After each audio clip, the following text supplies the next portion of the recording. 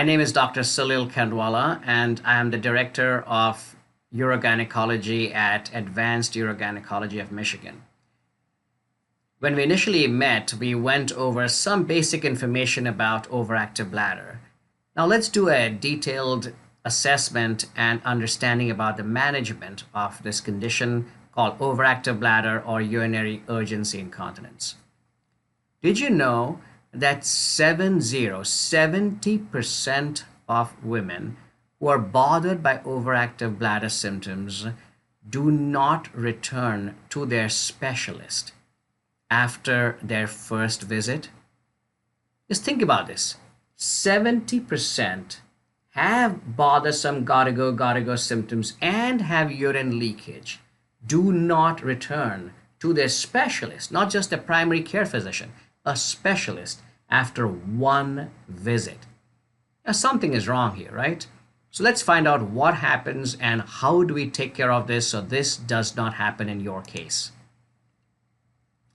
So we have done in the first visit, you gave us the history, we did the examination, we did the bladder scan, did the urine analysis, we sent the urine for culture and have set up for some tests including your voiding diaries. So now let's do an overview of the anatomy. So remember when we initially spoke about the kidneys filter the blood and create the urine, and this urine is transported by these two tubes called the ureters, and the ureters then transport the urine into the bladder up here through these two little openings. The bladder will then store the urine and the urethra remains tightly closed, and all this is controlled by the nervous system. Only when the time is right will the bladder squeeze like this and the urine comes out. Until then, the sphincter muscles keep the urethra tight. So this is a coordinated role between the bladder and the urethra, where when the bladder is relaxed, the urethra is tight. When the bladder squeezes, the urethra opens and allows for urination. So what happens in a child? So when you look at it, as the bladder is filling up here, so this is the bladder, this is the urethra, these are the nerves going back and forth, and this is what's called the spinal cord. So as the bladder fills up, there is a signal that goes from the bladder to the spinal cord saying, hey, I've got to go, I'm filling up, I've got to go. So there's an automatic reflex that goes back to the bladder and says, all right, if you got to go, then go. And the bladder squeezes, and another reflex that goes to the urethra that says, hey, open up and let this bladder empty. So one relaxes, one contracts, and the bladder empties. And that's why a baby needs to use a diaper. But then, as the baby gets older and gets smarter, then the brain understands what to do. So this is the brain, this is the spinal cord, this is the bladder, and this is the urethra. So remember, the same reflex arc is happening. The bladder is saying, hey, I'm full, I've got to go. There's a reflex back that wants to say, okay, go. But this time around, the brain has taken over. The child is becoming more mature and understands that, no, I need to go to this place called the bathroom. Everybody seems to be going there to empty the bladder.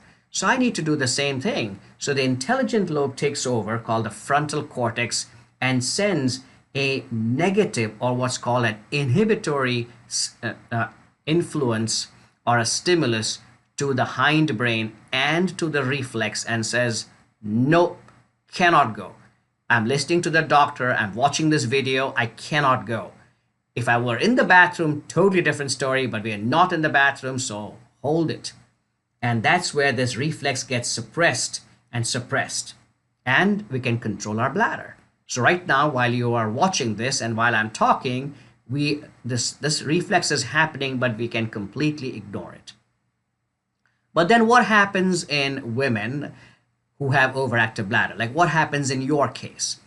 So it's not that you are not mature. I mean, you are very mature. You know exactly where to go. You know where the bathroom is. You know you've got to go to the bathroom to empty. But then what happens? Well, it could be one of two things. One, either this particular reflex becomes extremely potent, it says go, go, go, and it overcomes the inhibition of the brain, or it could be that the brain just slows down a few milliseconds, and by the time the signal comes down and says, no, it's a little too late. Or it could be a combination of the two. And that is what results in overactivity of the bladder, where you don't want it to happen, but the bladder just says, I gotta go, and boom, it goes, and you start leaking urine. Now, this could be a little bit of leakage, or could be a substantial amount of leakage that could happen. So you did the history form that you completed. We did the examination. Now this is what you were asked to do, the voiding diaries, as you've seen in a different presentation. But it's very important to keep the 24-hour log of not just how much you put out, but also what you drink and how much you drink, and also do the 3-hour diary. That'll really, really help us understand how bothersome it is in your day-to-day life and not just from our examination. Finally, we'll do the test called Urodynamics to see what is happening as we fill the bladder up and what are the pressure changes in the bladder and the urethra. Then we'll look inside the bladder, and this is a really important test, especially in women who have urgency with some blood in the urine or have a history of smoking or a family history of bladder cancer. Now here you're lying down, you're watching, your head is here, you're watching on the TV screen with me, and you're watching to see how does this bladder look. It's good to know that the bladder looks normal and there's nothing wrong with the bladder itself. Remember, this is a very straightforward test that takes about 5 to 10 minutes. That is minimal to almost no discomfort. So please, please don't lose your sleep on this. You probably have either had this test done or are about to have it done. So how do we manage this problem? So this is what I call a 5-pronged protocol. 1 starts with fluids. Basic concept. Restrict your fluids to appropriate amount, to 60 ounces. Remember, a lot of fluids or liquids we get from our food also. So don't discount that. So 60 ounces on a good day is good amount. Then type of fluid. You know, this is the key. Caffeine. It doesn't matter who consumes coffee or caffeine, whether it's you or me. We will be going to the bathroom much more frequently because what caffeine does is it is a diuretic, like a fluid pill, so it will make more urine, and it is a bladder irritant. That means it'll make us go to the bathroom before we normally need to go. So it will clearly worsen the frequency and the urgency. So we've got to avoid some of these substances, and I've given you a list of these fluids to avoid in your handout.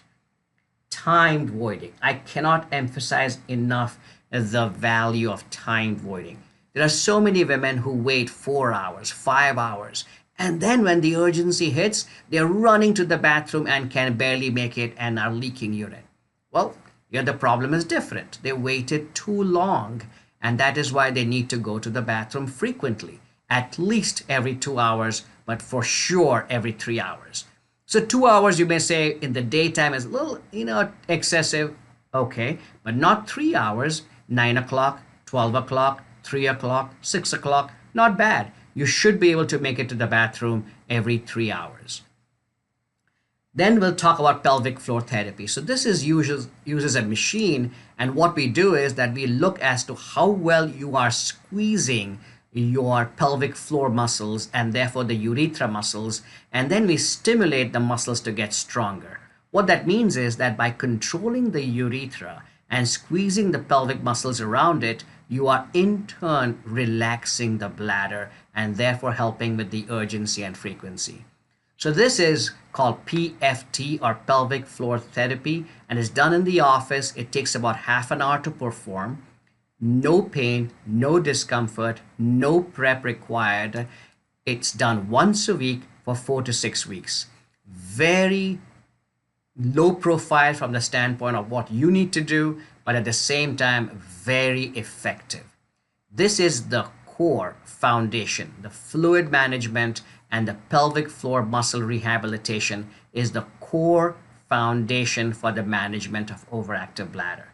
Do you know, most women can notice significant improvement in their symptoms just by doing this. Then the last point is medications. Now that has two options we have. One is called anticholinergic medications and the other is beta agonists. So let's talk about the anticholinergics. I'm sure you've heard about some of these names and you may have even tried some of these medications. They act very similarly. So it's not that one medication is better than the other. Now, for an individual, there may be a slight variation where you may prefer one over the other, but it's the side effect profile that is better. So some medications have less drowsiness, less dryness of mouth side effects than the others. So what is the main side effect? The two main side effects are dryness of mouth and constipation. And of course, if the patient has a narrow angle or a closed angle glaucoma, we cannot use it. In a patient who has retention or something called gastroparesis, where the stomach doesn't empty completely. So now let's talk about this. Now this is really important to understand. Why do you get dryness of mouth? So as you can see, this is the salivary gland, and from the gland the tube comes out and puts the saliva in the mouth, and that's how we get lubrication of our mouth. But what happens with the anticholinergics is that this tube becomes very slow in movement, and due to that the saliva backs up here. It is not transported in the mouth, and that is why our mouth becomes dry. So this is a local problem. It's not a systemic full body problem. That means you have enough water in your body. It's just that you do not have enough water in your mouth. So by drinking too much water, it's not going to help, because the kidneys will excrete that water and throw it out, and now your frequency worsens. Key thing is to prepare for it. So this is chances about 20-25% chance. Now, if you prepare for it by making sure that you put some, oral lubricants such as biotin or xylymelt, you take care of that, and therefore you control the dryness of mouth side effects. Now, some medications have excessive dryness of mouth, like the old ditropan medication or oxybutidine, and may be very hard to take because it makes the mouth so dry that you cannot even talk. But the newer medications are far better and very well tolerated. But still, you've got to prepare for the dryness of mouth. The second problem is constipation. Now, this happens in about 15 to 20% of people who take these medications. And the reason is because the bowel, which is moving, slows down also. It's a smooth muscle. As the bowel slows down, just like the bladder slows down, the water in the bowel gets sucked out and the stools become drier and drier. And as they're coming down the bowel system, they become very dry, and that causes constipation. So key thing is, again, prepare, most important. If you are a regular person and you missed a day, well, you got to attack it. Take some roughage, take some fiber, take some Metamucil, take a laxative, anything over the counter to help you with the constipation. If you wait too long, then there'll be a problem. So just prepare, increase your roughage anyway to help, and prepare for the constipation. Once you prepare for this and you expect this to happen, you will be able to control it well, and the side effects will not bother you, and the effects will be fantastic because now your bladder will be very well controlled. Now let's say we've tried, and this is the other one. You can try a patch called Oxytrol patch, which is now over the counter. It's available. You can just walk into a pharmacy and get it. And this Oxytrol patch is also very good because it goes straight from the skin into the bloodstream. It avoids the liver. That's why you have less dryness of mouth side effect. And at the same time, you have to just apply it twice a week. Some people may get like skin irritation, but most people can tolerate it well. It's typically applied in the belt area, from front to back in the belly. You can apply it. And the only thing is you should not use any lotion before you apply it. And it should be relatively non-hairy skin. And after you apply it, doesn't matter. You can go in for a shower, you can go in for a sauna, you can go for a swim, you can do whatever you want. It won't come off. Twice a week it has to be applied. So if you chose, let's say, a Tuesday, it'll be a Tuesday, Friday, or a Wednesday, Saturday. And that's how this patch works. The newer medication that we now use is called beta agonist, or mirabegron, or mirabetriq. It works differently than the anticholinergics that I just talked about. Even the patch is an anticholinergic. So this new medication, the beta agonist, same way, it relaxes the bladder directly, but it has got no dryness of mouth and any of those constipation side effects. But it should be used with caution in someone who has high blood pressure, which is uncontrolled. Now, if you have blood pressure, which is controlled well with a medication, just keep a watch on the blood pressure and you can take this medication and you will be fine. If on the other hand, the blood pressure gets uncontrolled, then we may have to reassess giving you this medication or not. Then we have some specific situations like someone has just bedwetting at night. Daytime, he or she is fine, and at night there's a problem, and there's some specific medications for that. Or someone who just has nighttime frequency and urgency, but in the daytime, that person's okay. Now, again, in people who have nighttime frequency, I'm also concerned about sleep apnea, whether they are snoring very heavily and obstructing, and that could cause nighttime increased urine production and nocturia or nighttime frequency. A specific medication is also available to help with that problem. All in all, this is the classic flow pathway. So we've done the history, done the exam, you have probably done the diaries already, have probably done the urodynamic testing, you're about to come for the cystoscopy. We've talked about the behavioral modifications, about diet control, fluid management, and we talked about pelvic floor therapy once a week for 4 to 6 weeks. We talked about the anticholinergic medications. If they don't work in a few weeks, then we go to the second medication called the beta agonist or the mirabegron. If that does not work, then we again reassess and say, hey, do we have the right diagnosis? Are we sure that she's emptying well? Does she have an infection? Is there anything else going on? Once we rule all that out, we do the reevaluation, then we go to advanced therapy. So let me briefly talk to you about advanced therapy in patients who are now considered as refractory. Refractory, that means failed initial management trial. This is called PTNS, which is nothing but an acupuncture needle that goes just above the ankle bone. And then once it's placed, there's a stimulating device that you feel a little bit of buzzing in the sole of the foot. And then you read a magazine or a book for about half an hour. We take it out and you go home. Since it's a temporary thing, you have to do it once a week for about 10 to 12 weeks. In about 6 to 8 weeks, you may start noticing some improvement. And after you notice improvement, we do a maintenance of once a month. Yes, the drawback is that you do have to come to the office once a week. The advantage is that there is almost like no concern, no complication. It's a half an hour procedure. You do not have to take a medication, and it could be very effective. The studies have shown that it does as good as medications. So this is a very effective medication for overactive bladder patients who have failed initial medication management. The other is that what I just showed you before with PTNS was a temporary electrical stimulation. This is a permanent electrical stimulation where we put an InterStim. It's a programmer that stays in like a battery that charges the nerve, and this nerve is the nerve that manages the bladder and therefore helps with bladder control. The other thing we could also do is Botox injection placement into the bladder, which is done in the office. It takes about 5 to 10 minutes to perform the actual procedure, but that also could be helpful in patients who have refractory overactive bladder. And this is how it works. It just prevents the neurotransmitter from contracting the bladder by blocking it and therefore helping with overactivity of the bladder. So in short, overactivity of the bladder is a very common problem. It affects 1 in 10 women at least. It is easy to diagnose, easy to pick up, but it should be done correctly. So now let's come back to that 70%. So why did 70% of women not follow up? Because probably what happens is when they go to the specialist, they're given a medication, and that may not work. So it's so important to understand the disease properly. It is so important to do the proper workup, including the diaries, the bladder test, and the cystoscopy. And finally, it is very important to understand that a lot depends upon you as the patient.